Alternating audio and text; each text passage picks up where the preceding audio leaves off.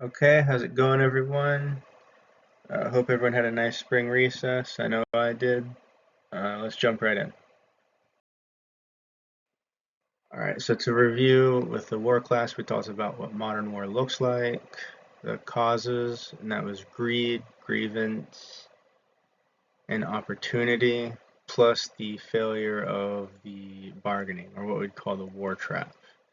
Effects, we talked about war crimes, legacies of violence, and we went more into detail on what the war trap was. No, I'll call that the bargaining problem or the war trap. I use those interchangeably. But that's the idea that, well, it's also called the information problem.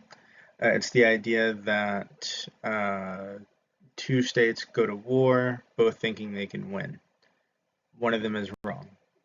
So we don't call them stupid. We don't call them anything like that. We say that there's a failure in the information problem. Currently, we're going to look at strategy in U.S. foreign policy.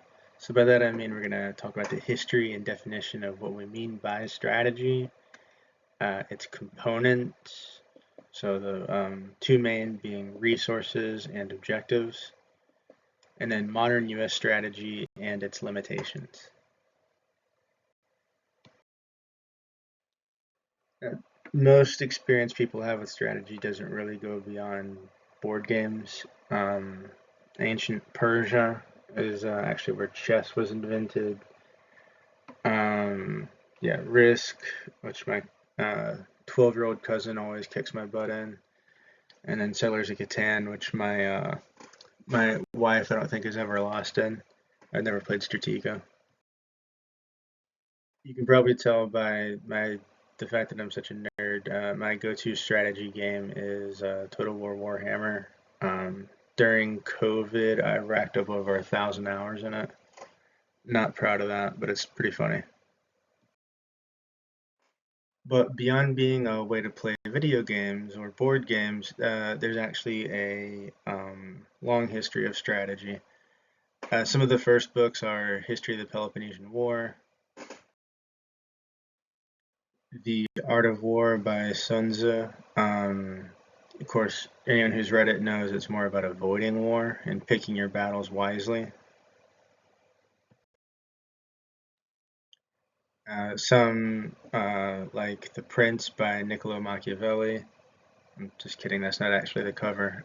This is more career oriented. I believe we've talked about the big question, is it better to be feared or loved? Or if you're Michael Scott from The Office, you want people to be afraid of how much they love you. Von Clausewitz was a super important thinker in this. He saw war and politics to be more integrated than people would think. His famous quote is, "War is a continuation of politics by other means." So it's a tool for politicians. And so when you look at strategy and um, through that lens, it becomes, I think, very accurate to how people look at it these days without necessarily knowing. And got to point out the influence of sea power upon history by my boy Alfred Thayer Mahan. Um, I've mentioned this several times before, but I'm a big fan of this book. Naval stuff in general, really. Um, but he pointed out the importance of strong navies for commercial and wartime needs. And probably one of the most influential books of strategy is Zap Brannigan's Big Book of War. I'm joking, that's from a TV show called Futurama. And speaking of Zap Brannigan, one of his best quotes, let's show these people what a bloated runaway military budget can do. Believe it or not, that's relevant to the lesson. And that's really all the Zap Brannigan you need to know. The other thing to get out of the way very quickly is the difference between strategy and tactics. They're not the same thing, although some people use them interchangeably.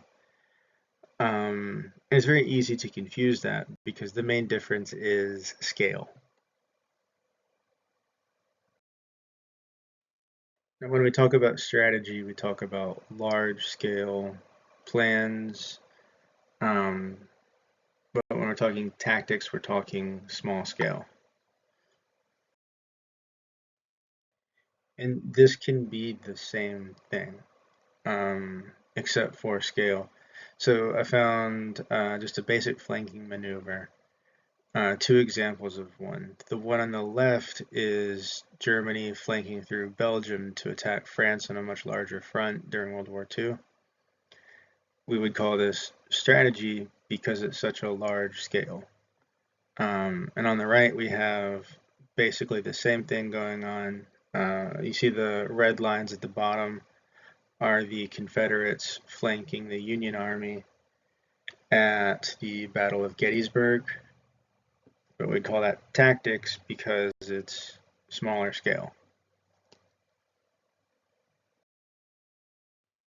So strategy is this, but as large scale. So we have global objectives filtered through what resources are available and what threats there are.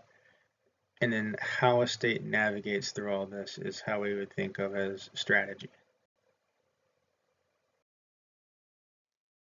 Now, we've talked about threats already, the big rival states. But to reiterate, we have plenty of resources. We, meaning the United States, have plenty of resources just in general, but it's also for such a big state like the United States, it still disproportionately favors military spending, as we can see on the left, and then more spending per soldier on the right. Okay, so let's go over what the 6 main threats are for the country. You can probably, well, let's go in alphabetical order. See if you can remember the first one in alphabetical order. It's China. And then we have, give you a second, Cuba. After that is Iran. And of course, you don't need my help with this one. This is super easy. North Korea. Then Russia. Think about what that last one might be. I believe their president is still in U.S. custody. Venezuela. All right, so American grand strategy. So if it's available resources and threat filtered through, well, objectives filtered through that equals grand strategy. Well, we know the available resources, and we just went over the main threats. So what are the available resources? Well, it's like land, people, so America's large land area, large population, weapons, especially the technology behind the weapons, high military spending, and experience. But American objectives change quite frequently. Some would say they change every 4 years. I would say they change every 2 years. But we'll get to that. But of course, I'm talking about the head of state, head of government in the United States is the president. And the president changes more frequently than you would think. In terms of grand strategy, it's constant almost. Now, by every 2 years, I'm talking about the importance of midterm elections. So, of course, midterm elections are this year, 2026, and they are 2 years after presidential elections. And so, what the midterms are is this opportunity for Congress, mainly the House, we'll just be talking about the House, to take some power back because normally the party that lost the presidential election wins in midterms. So they're taking power back. So 2016, Trump won his first election. 2018, you have these midterms, and that's when you really see the squad come forward. So AOC, Rashida Tlaib, Ilhan Omar, it's very progressive Democrats that take back the House. So if a president is popular, elections are still competitive. Bill Clinton, George Bush, Barack Obama, to a lesser extent, but especially Bill Clinton had a very tough re-election campaign back in the 90s, even though he was quite popular. If a president is unpopular, the elections are mainly a referendum on them. It's not so much my candidate is good, but your candidate is bad. And this even applies to the party. The 2020 election. Trump's first term, he did not have great popularity ratings. And so this whole president is unpopular, elections are a referendum on them. But there wasn't really a lot of talk about how great his campaign or his opponent was, Joe Biden. A lot of the Democrats would talk not about how great Biden is, but about all the flaws within Trump. And so, what about presidents who aren't running for re-election? Well, then the party gets blamed if, well, even if the president does well. Generally, people see presidents as overseeing their welcome after 2 turns. And so, if you have 2 terms of a Republican, in that case, the Republican's done. So let's say George Bush. Democrats are going to have a massive advantage. Barack Obama. If you have 2 terms of a Democrat, say Bill Clinton, people will see the Democrats as overstaying their stay, and the Republicans will have a massive advantage, and that's how you go from Clinton to Bush. Clinton to Bush was a weird one, though, because that election was so close. Now, we really only see the cycling between Republicans and Democrats. We only really see it broken when something miraculous happens. So, for example, the 3 Republican presidents in a row during the 1920s, well, that's because one of them died very early in office, Warren G. Harding. Then Calvin Coolidge as president for the 1920s, gets a lot of secondhand credit for the amazing economy then. Herbert Hoover takes over after Coolidge decides not to run. And then Great Depression happens. Hoover gets blamed for it. Going on to more modern cases, though, with all these presidents in a row, the only time you ever see 2 in a row are, FDR, Harry Truman. Well, FDR died in office, and that was his VP taking over, who is eventually replaced by Eisenhower, Republican. Eisenhower, president for most of the 50s, replaced by Democrat JFK. JFK gets shot, so he's replaced by someone blue, Lyndon B. Johnson. Johnson serves out his terms and is replaced by Nixon. Nixon's only followed by a Republican because he had to resign.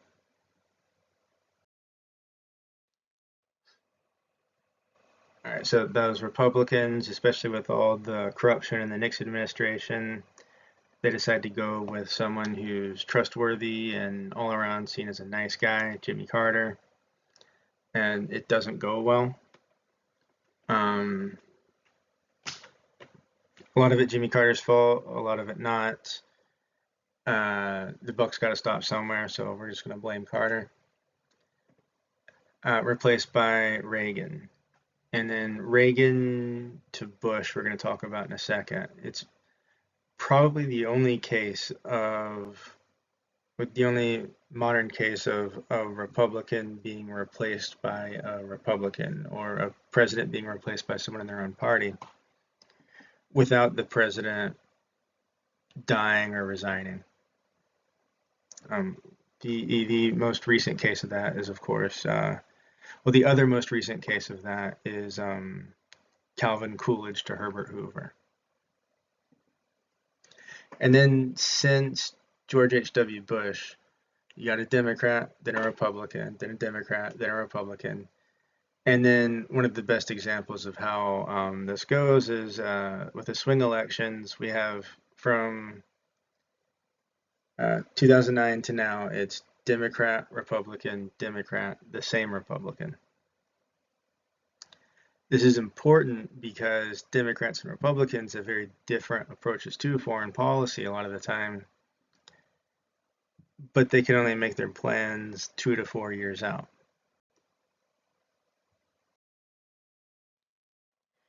So yeah, all the repeating colors we see are so presidents replaced by people in their own party are Coolidge, who decides not to run again, FDR, who dies in office, JFK, who dies in office, Nixon, who has to resign, and then Reagan being this weird exception to the rule.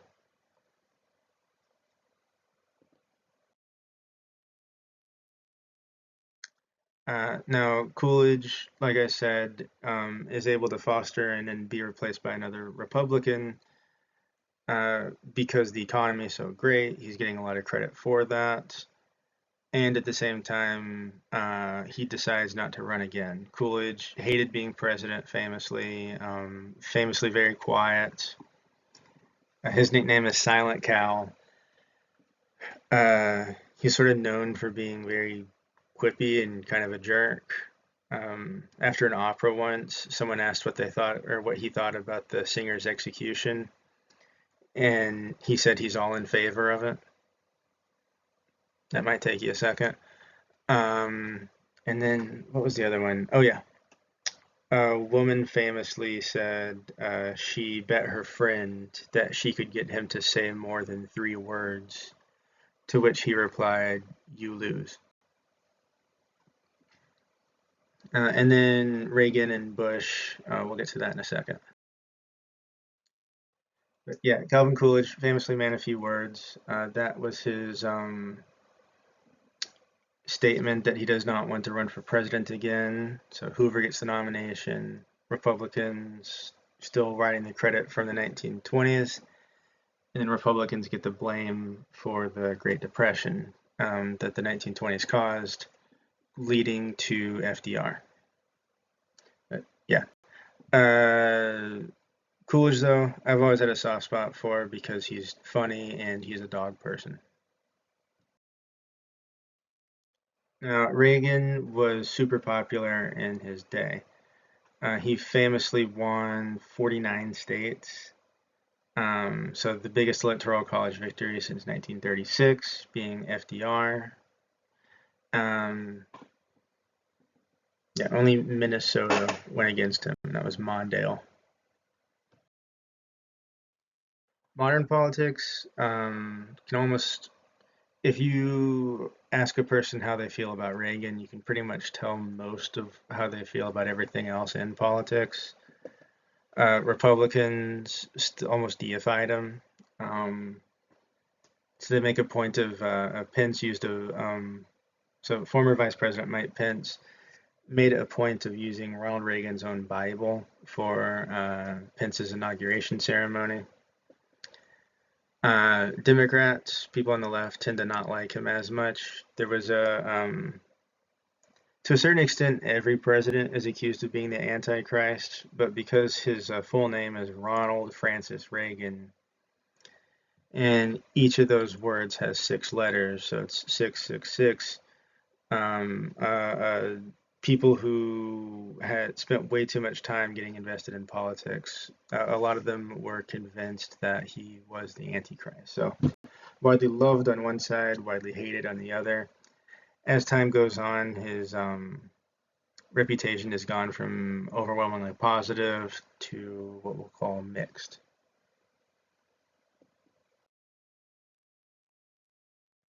He's replaced by Republican George H.W. Bush. So like Calvin Coolidge, I've always had a soft spot for Bush, even more than Coolidge actually, because say what you will about Bush and People do, but he's got great taste in dog breeds. So while this frequent changing of presidents, Republican, Democrat, matters, is because, like I said, they have very different foreign policies.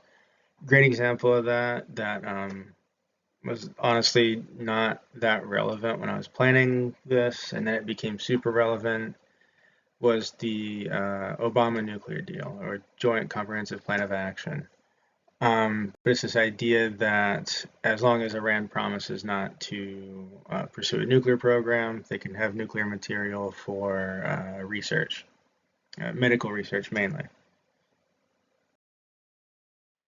So this was signed on toward the end of the Obama administration, so his second term, to which at the time, mainly a private citizen, millionaire, reality star, however you want to describe Trump before politics, was actually sort of famous for already criticizing Obama a lot. He had pushed the conspiracy theory that Obama was, I think, from Kenya, and not even so.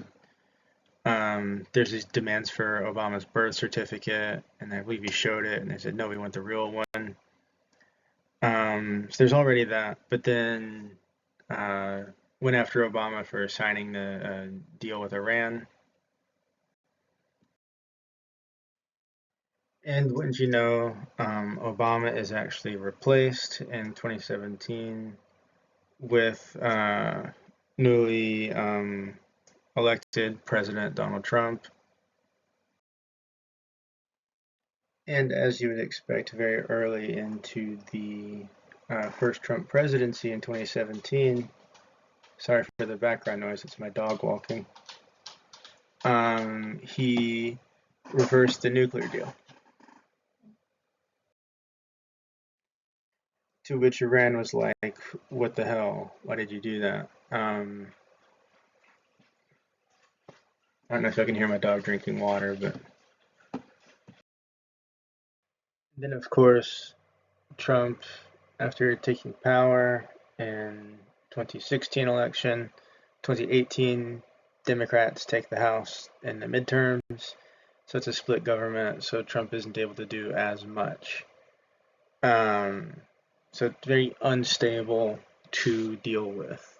Uh, just America in general, not necessarily any particular politician. Yeah, the party in power generally does not do well at midterms. So Republicans are in power from 2016. So the 2018 midterms, Republicans don't do well. The next big case of that was 2022 midterms. Republicans were not in power anymore. Democrats under Biden were. Um, and it's often seen as a huge victory for the Democrats, particularly because they didn't lose that badly. Still lost, but they didn't lose that badly. And it's heavily because of the Dobbs versus Jackson Women's Health Organization, which we've already been over. But backlash against Republicans for that, not necessarily anything Biden did. Um, so, yeah. So let's expand on that right-hand side of the equation going forward. So there's objectives, which we've said are very fluid. Resources, normally pretty locked in. America's land and high population and technology aren't really going anywhere. And then perceived threats are often a function of the objectives. But how does it all play into grand strategy? Well, there's a few examples. And starting with American isolationism. So we've been over this before, I know, but Monroe Doctrine, the United States decides this is our land, we want to stay out of European affairs, Europe is going to stay out of our affairs.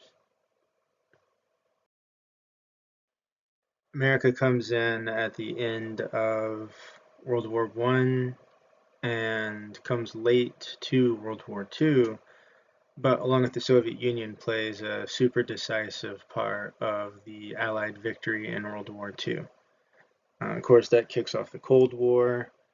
The United States is able to retain the most allies, which is a big part of why it won the Cold War. And overall, there's this line from a movie called The Incredibles I thought was kind of funny. America sort of sees itself as world police after this.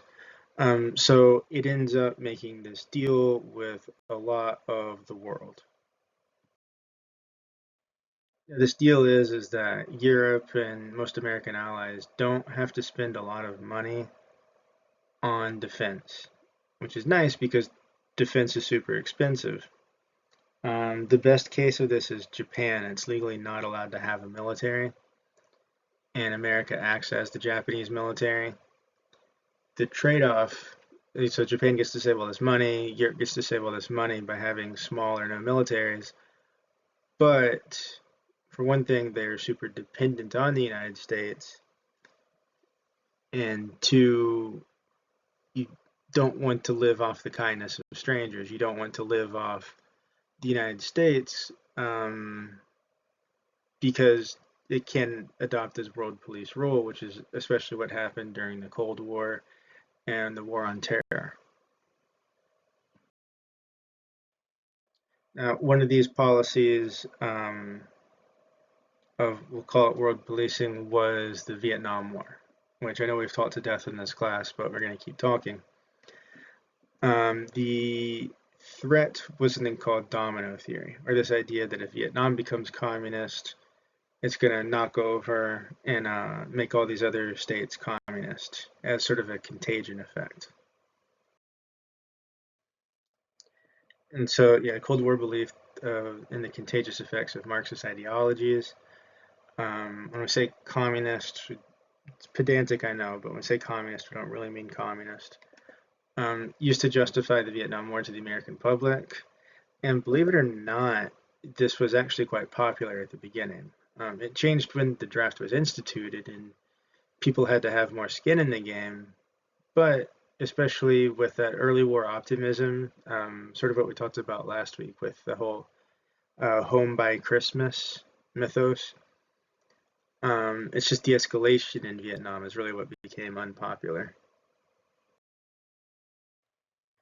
And we sort of see echoes or rhymes of domino theory even today, right? A great example, NATO.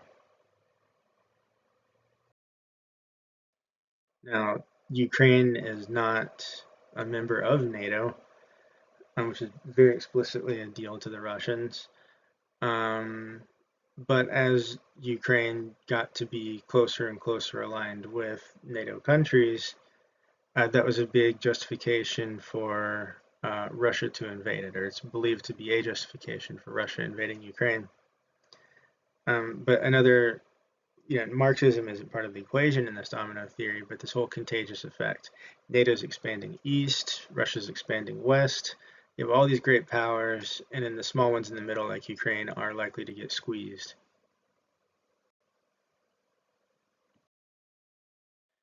Domino theory has more to do with Cold War and proxy wars, stopping influence from spreading. But even if there are ideas and groups the United States doesn't like, if they're mainly confined to an area, well, that's nation building. Or when we don't have the long, or we don't have the short wars that are won by Christmas, it can go into something called nation building, which a big part of nation building is spreading democracy. Now, it sounds very ideological. Well, democracy is the best. With America, the signing of the Declaration of Independence was the last piece in some cosmic puzzle about mankind's greatness. Maybe. I mean, you could look at it that way, but there's also a more practical reason to try to spread democracy in developing nations or nations that have a rival status with the United States. And that derives from this idea called democratic peace. Well, democratic peace theory is this theory that democratic states never go to war against one another. It used to be nicknamed McDonald's theory until Russia ruined that. But no two states with a McDonald's fast food restaurant went to war until Russia-Ukraine. Russia and Ukraine are also called flawed democracies, so they're not considered violations of democratic peace theory. But it's this weird instance where democracies never go to war against each other. And there's all sorts of explanations why. But well, the why isn't as important as the what this means for U.S. foreign policy. So, great example under Kaiser Wilhelm.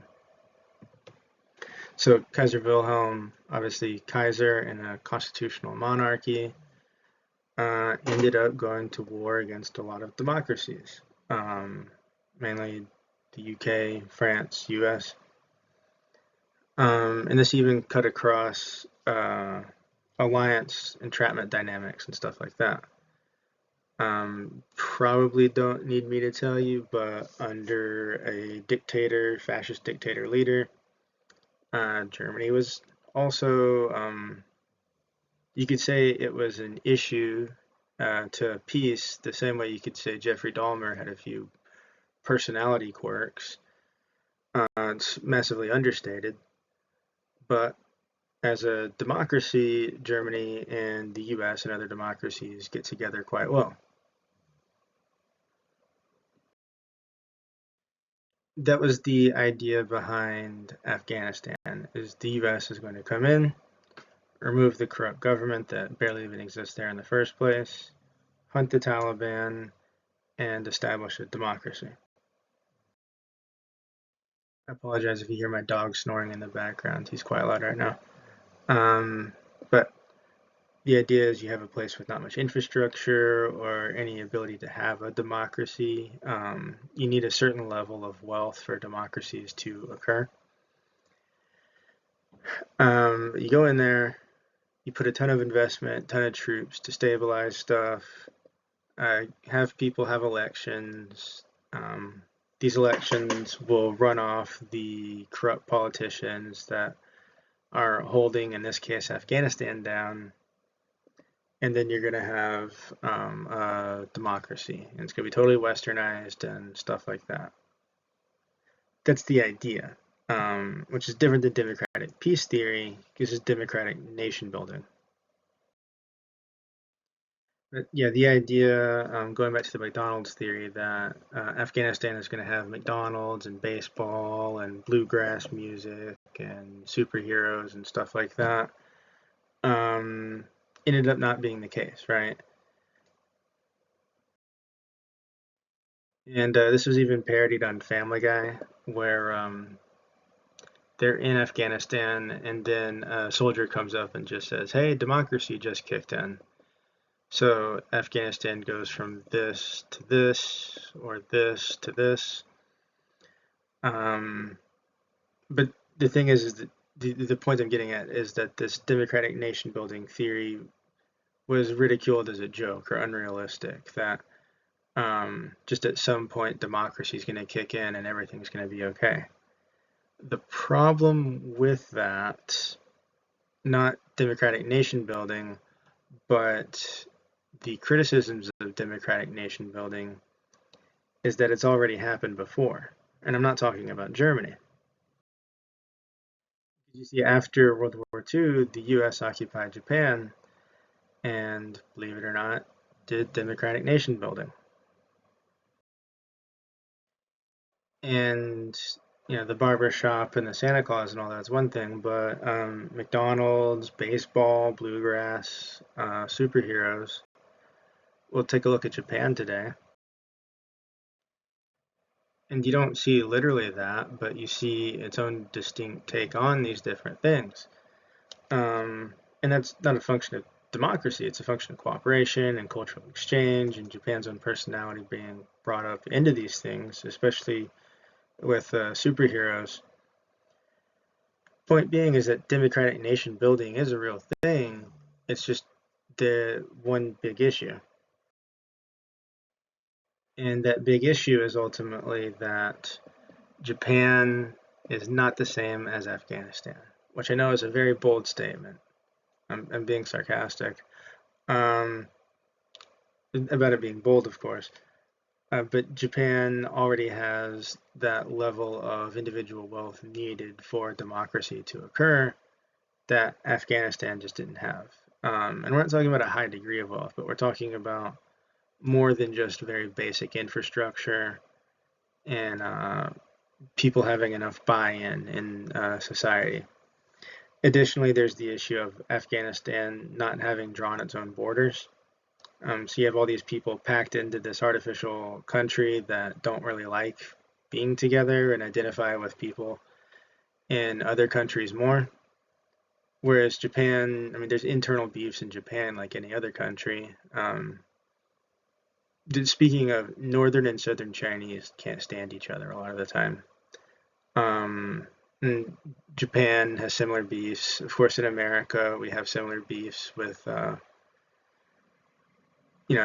good old boys down south and those damn Yankees up north. I'm putting a sarcasm on that, of course.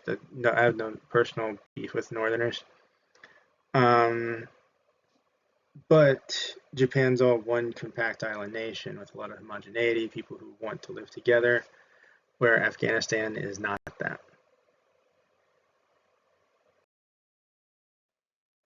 And building up the infrastructure to get to that was also nightmarish over the U.S. presence in Afghanistan. One of the biggest examples was this $43 million gas station. You'd expect it to be at least Buc-ee's quality if they're spending $43 million on it. But what ultimately drove the cost up so high was corruption and it constantly being destroyed and built back. Some would also say that's a function of corruption too, because, if you're getting a big payout for building a gas station, you can possibly, not accusing them of anything, but possibly getting your friends who are in radical groups to blow it up, and then you get a big payout for building it back again. Another big difference is that the U.S. occupation of Japan sort of ended, but is still going on because Japan's not allowed to have a military. The U.S. acts as Japan's military, compared to the fact that, well, the U.S. occupation of Afghanistan ended rather dramatically with people falling from airplanes in that famous video that I'm not going to play. But you take small victories as you can. I don't know if y'all are, and this isn't super relevant to the lesson, but it's quite funny. A lot of former Taliban fighters are learning that there's a difference between winning power and keeping power. And so I don't think this image is real, but the point remains the same, that these former fighters who were living in the wilderness are now brought into government roles. And there's reports that there's super high rates of job dissatisfaction and depression among these former fighters, which is hilarious, if you ask me.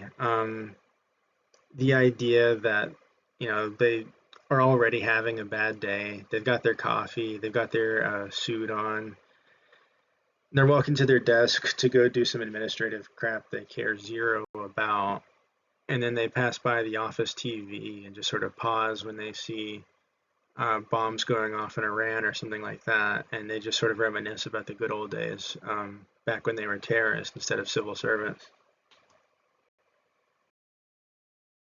So some common through lines of modern American strategy is this large military to foster dependence and world police. And we see this world police thing expressed through very fast actions too. Grenada, Panama, stuff like that. Kuwait. Point being is that all of these were very quick actions that didn't last very long. And if it doesn't last very long, it's likely to be a U.S. victory. the longer it goes on, the more likely the US is to lose. So sometimes that's containment of rival states. So through the Cold War, especially stuff like the Vietnam War, the home by Christmas optimism really fell apart, especially after Tet. Russia-Ukraine war, I don't want to say it's over, but it's really not going well for Ukraine, especially as American focus is brought to other places like the Levant or Iran. And then nation building, which is sort of the toughest of all of these, Iraq, Afghanistan, any effort to do this democratic nation building or make a state into a democracy. So not only will it not be a strategic rival, but it will also likely be a trading partner. So Japan and Germany are two great examples of that. But there's a certain level of buy-in and infrastructure, personal wealth needed for this to occur. So let's go into the limitations of the US strategy. Now, this one isn't specific to the US. Obviously, Winston Churchill, who said it, was from the UK. I believe he worked in tanks before he got into politics, so he was a veteran of World War One. What do I mean when, or what does he mean when he says generals are always fighting the last war? And that's what I mean by that being a U.S. problem, is you have stuff like the American Civil War. Starts off open field tactics, very similar to the Revolutionary War. Then it moves into a lot of trench warfare at the end. So hampered by technology, the generals are they come to find out they should have been focusing on trench warfare, but a lot of them were doing open field, Revolutionary War style, War of 1812 style tactics. The other big one was industry. Well, there's all sorts of reasons why the South lost. Trench warfare being one among many. The other one being the North just had a much bigger industrial base, and the South had better generals at the beginning, but as the North filtered through generals and eventually got to Grant, then this started to be counteracted. But we go from Civil War trenches to the next big American war, World War I, which is almost defined by its trench warfare. Well, trench warfare isn't really that helpful if you can get run over by a tank or bombed by a plane, which all comes to be decisive elements in what won World War I for the United States and its allies.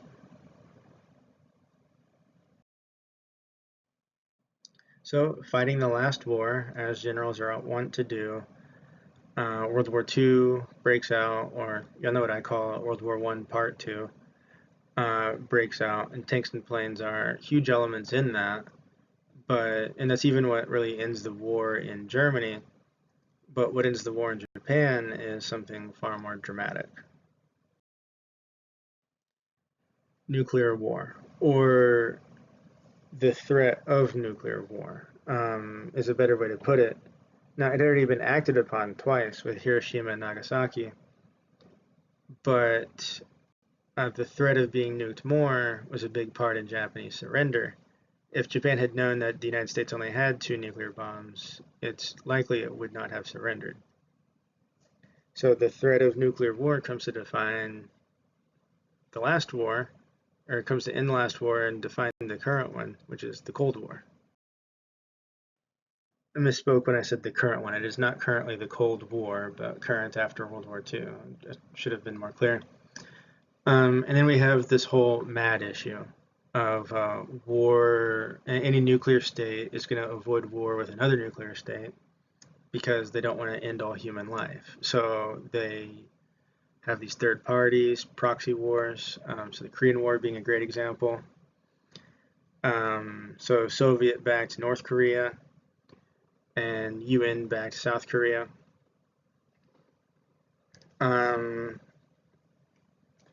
But yeah, and the other thing people don't get is that, okay, Korean War heavily going off World War II tactics because they don't want to use nukes. It was close. It was a lot closer than people realized to victory on both sides.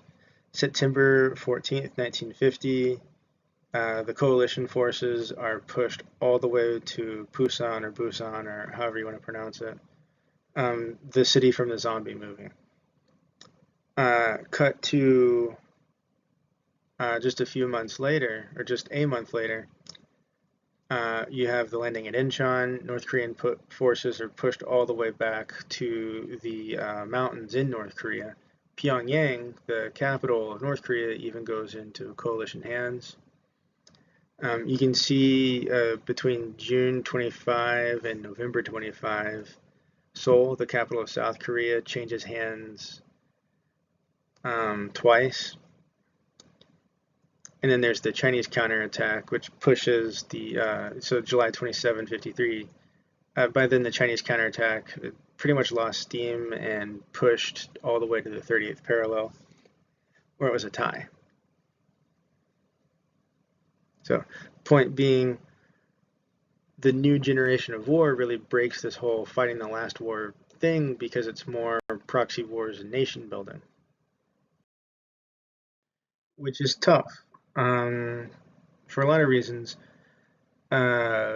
Say Vietnam or Afghanistan, you see a lot of the similar attributes, and this goes for the U.S. invasion of Afghanistan and the Soviet invasion of Afghanistan. There's just more pictures of the U.S., but stuff like improvised weapons, IEDs, I believe, killed a third of all U.S. troops in Afghanistan. I don't know where I heard that though. Another big thing that you really didn't see in more conventional wars before the end of World War II, these heavily mobilized, really bought into the cause guerrilla groups, be it the Viet Cong on the left, the Mujahideen, the Taliban here on the right. But guerrilla warfare, so people who are in it to win it, fighting against people who are in it to get rotated out in a year. So a tour of duty in Vietnam or Afghanistan is what a lot of soldiers are mainly focused on, not winning the war. So something like World War II, where once you're in the army or in the navy or whatever, you're in it until the end of the war. With this, you have one side who's in it committed completely, the other side not as committed, just a lot of the soldiers are just trying to rotate out. The other issue is this one of hearts and minds. We talked about this last week on how kind of odd it is that U.S. soldiers will, or the War of 1812 example we discussed. Imagine Canada made a bunch of books or movies about how tough the War of 1812 was on them, despite America being severely damaged and Canada not really being damaged at all. It's kind of goofy, right? But that's what the Vietnamese and people in Afghanistan have experienced, is this sort of Americans putting themselves first, even in the history of the war. So there's this effort to get hearts and minds, or to get the local people on the United States' side. Greet them as liberators, is stuff you'll hear a lot of the time. But it only takes a few Americans to ruin that for everyone. So sorry to disappoint. I'm not going to show you all photos of war crimes. We talked about the My Lai massacre, or we could talk about Abu Ghraib prison, but war crimes committed by a very small number of Americans that absolutely shattered the trust in nation building or hearts and minds campaigns that all Americans were developing with the locals. And on the other hand, you have soldiers who are primarily trained to kill, expected to be diplomats for American policy on the ground also. But I'm sure soldiers are some of the most talented people in the world, if not the most talented people, but they're not trained to be diplomats. They're trained to be soldiers. So they can take on some of that work, sure, but if you're going to have a hearts and minds campaign, you need to have people who are properly trained for it, and that just wasn't the case in either Vietnam or Afghanistan. Now, the other issue with U.S. strategy is that we still are, in effect, fighting the last war. We're still fighting the Cold War. And we've already won the Cold War. The Soviet Union doesn't exist anymore. But what I mean by that is we have Cold War tactics. And by that I mean not just proxy wars and nation building. That's one part of it. But in terms of like grander strategy, big part of the Cold War was just developing up these huge arsenals, not to use, but to intimidate. So who can get the biggest, fanciest weapons? Not necessarily nukes, but payload delivery systems, badass tanks, and stuff like that. I think of it as like two guys at a bar who don't know how to handle their alcohol, um, and are still kind of there. It's a certain level of insecurity. Um, that makes sense with nukes because they could literally end all life on Earth. So yeah, tread lightly and all that. But have y'all ever seen two guys who are about to get into a fight, but nobody wants to take the first shot? Nobody wants to take the first swing. That's a lot of what the Cold War was: is being big, looking as tough as you can, um, but not actually swinging, not actually launching nukes. You could say it's primitive. You could say it's just universal to what it is to be human, to where it even predates humans into our common ancestors. But in movies like Space Odyssey, and I'm sure like apes in real life behave similarly. There's the scene in Space Odyssey where these two tribes of apes are beefing over this watering hole. You can barely see it between them. It looks more like mud than water in this, but it's water. But they're both fighting over this resource. They're not actually hitting each other at the beginning. They're screaming, showing teeth, flexing.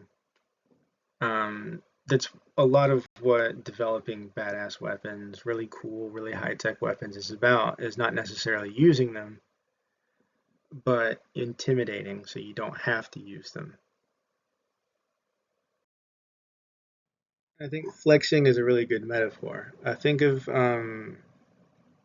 bodybuilders versus people who focus on functional strength at the gym. Well, there's a difference between looking intimidating and being powerful a lot of the time. A lot of traditional muscle um, is just that to look strong and still is strong, but not as effective as functionality. So when we think about this in militaries, there's militaries that look powerful, look scary, and still can be to a certain extent. Traditional bodybuilders are still very strong, but then other militaries are made to be more functional.